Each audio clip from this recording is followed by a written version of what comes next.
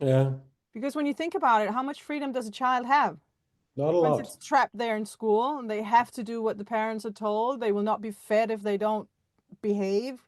A child Mm, can't leave the school. Actually, they don't by law, no. but everybody tells them they have to be there and they have to be in this system where they are doing things that make no sense, that are not interesting, and even the deliverer of it, the teacher, doesn't find it meaningful. When No. we were in school, at least the teachers were free and Inspired. engaged Yeah. and Yeah. inspired, but now they are doing this mechanic work. Yeah. And Yeah, what? of course it rubs off. Of course it rubs off at the kids. I'm sure it does.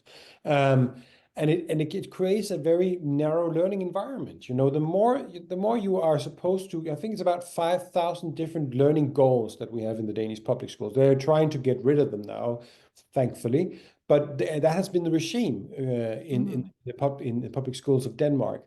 And that means there is a, as you said, there is a very, it's in the price of unfreedom, I call it managerialism. You know, the idea that you could sort of manage everything, that you could square things in and tell people exactly what to do. You see, it's the old Frederick Winslow Tayloran idea of the conveyor belt. You know, where instruct people in how to do their work and let them do it and check if they've done it.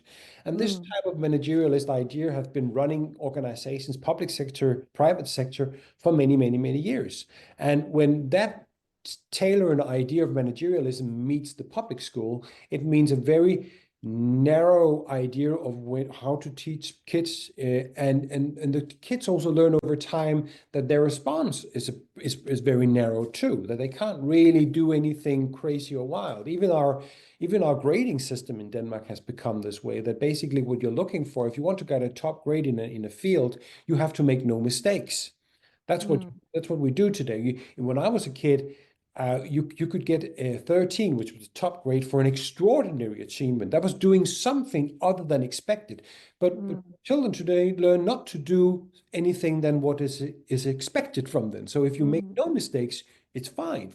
So you create the whole idea that it's about finding errors. It's about making sure that you have checked all your boxes.